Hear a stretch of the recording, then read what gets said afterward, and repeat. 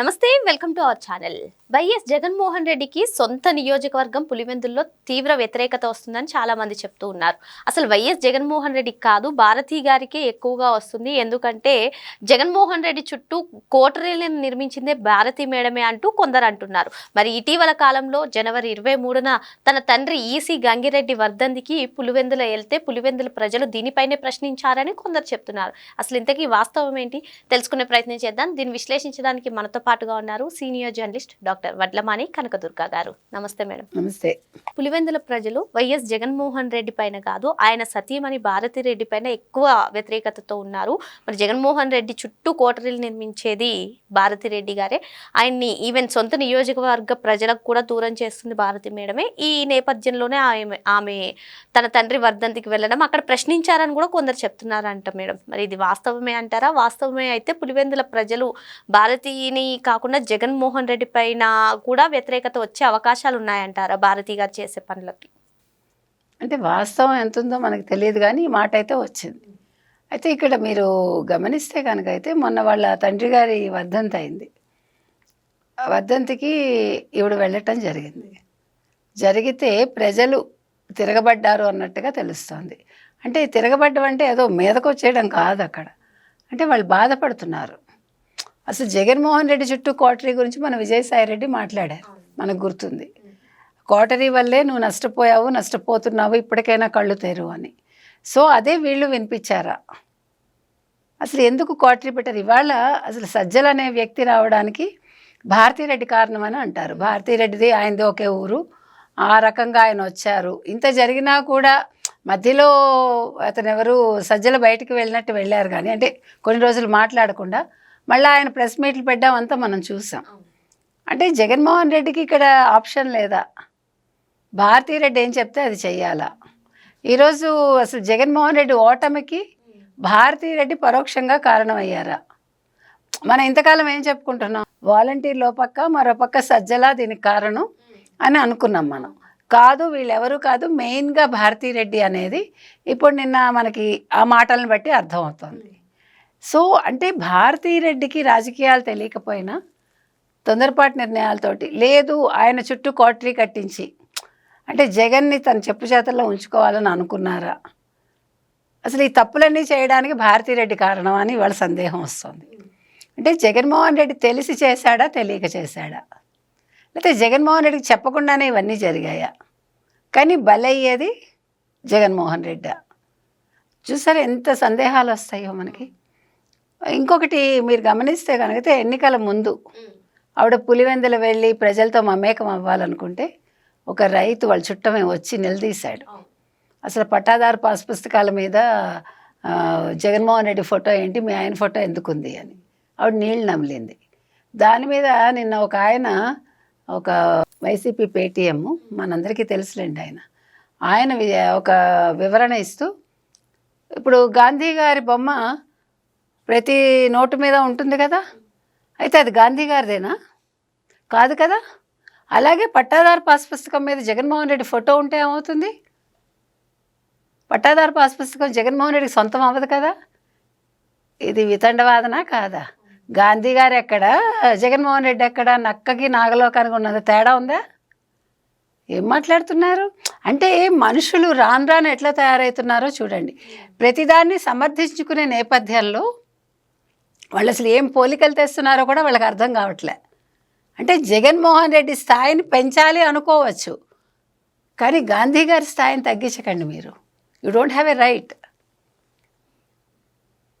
అంటే ఎక్కడికి వెళ్తున్నారు? అంటే డబ్బు అనేది ఇట్లా చేయిస్తోందా వీళ్ళకి? నెల నెల వచ్చే ప్యాకేజీ లేదు. నిజంగా మనస్ఫూర్తిగా జగన్మోహన్ రెడ్డి గురించి మాట్లాడుతున్నారా? ఒక్క నెల అందరికీ పేమెంట్స్ ఆపేయమనండి జగన్మోహన్ రెడ్డిని. ఊరికే సరదాగా చెప్తున్నా, వెంటనే మనస్తత్వాలు అర్థమవుతాయిగా. ఇప్పుడు మిమ్మల్ని మీరు పొగిడించుకోవటానికి ఇంత డబ్బులు తగలేసి అది కూడా ప్రజాధనమే. ఈరోజు అసలు జగన్మోహన్ రెడ్డి ఈ రకంగా ఉండడానికి వీళ్ళందరూ కూడా ఒక కారణమే. ఒకడు అమరావతి వేశ్యల రాజధాని అంటాడు, ఇంకొకటి ఇంకోటి మాట్లాడతాడు. ఆ ఈశ్వరని ఆయన రెచ్చిపోయి కొట్టండి చప్పట్లు, అంటే బాజాలు కావాలి, దండలు వేయండి అన్నాడు. ఆయన వెళ్ళి లోపల నిద్రపోయాడు.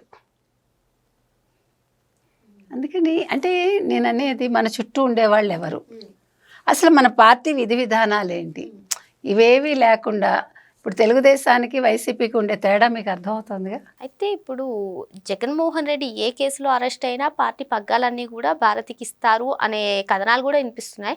మరి ఈ నేపథ్యంలోనే సొంత నియోజకవర్గ ప్రజలే ఆమె పైన వ్యతిరేకత చూపితే పరిస్థితి ఏ విధంగా ఉంటుంది? ఏముండదు, ఇప్పుడు అసలు వైసీపీ ఉండదు. ఇప్పుడు నేను అనేది అదేనండి, ఏదో పేనుకు పెత్తనం ఇస్తే ఏదో చేసింది, అట్లా ఉండకూడదు కదా. ఇప్పుడు ఇంతమంది మీరు తెలుగుదేశంలో చూశారు, లక్ష్మీపార్వతి వల్ల ఎన్టీ రామారావు గారు అధోపాతాళానికి వెళ్ళారు కదా. బసవ తారకం గారి వల్ల వెళ్ళారా? భువనేశ్వర్ గారి వల్ల చంద్రబాబు గారు వెళ్ళారా? అంటే మాటకి. స్టాలిన్ భార్య ఎప్పుడైనా బయటకు వచ్చారా ఆవిడ? మీరు చూడండి కావాలంటే. ఇవాళ రేవంత్ రెడ్డి గారి భార్య ఉన్నారు, ఎంత మంచిగా ఎంత పద్ధతిగా ఉంటుంది ఆవిడ. అంటే నేను అనేది ఏంటంటే, మీరు రాజకీయాల్లోకి రావడం ఆడవాళ్ళు తప్పని నేను అంటల్లా, కానీ మనం ఏ రకంగా ఉండాలి. వాళ్ళ భారతీరెడ్డి వల్ల ఇంత నష్టం జరిగిందంటే, ఇవాళ ప్రజలు నిలబెట్టారంటే ఎవరు నష్టపోయారు? ఆవిడ భర్తే నష్టపోయారు, తద్వారా పార్టీ నష్టపోయింది.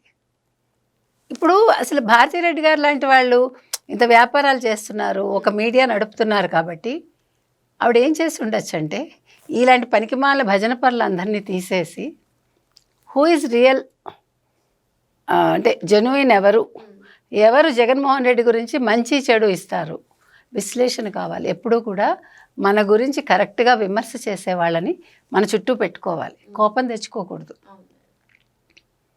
అసలు అలాంటి వాళ్ళని పెట్టుకుని ఉంటే ఇవాళ జగన్మోహన్ రెడ్డి 30 ఏళ్ళు కళ్ళు మూసుకుని ఉండేవాడు కదా.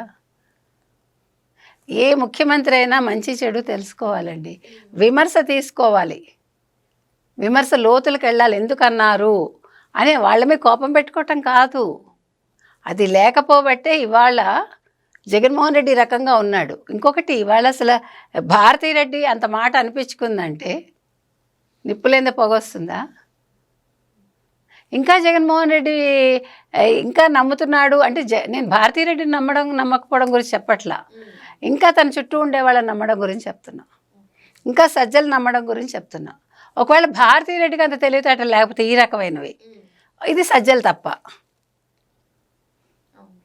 అంటే ఇప్పుడు మిమ్మల్ని నమ్మి నేను ఒక పని అప్పచెప్తానండి, మీరు నా మీదే స్వారీ చేస్తే ఇది ఆ రకంగా అనిపిస్తుంది. తెలియదు మనకి, పెద్ద పెద్ద ఇళ్లలో ఇలాగే కదా జరుగుతాయి.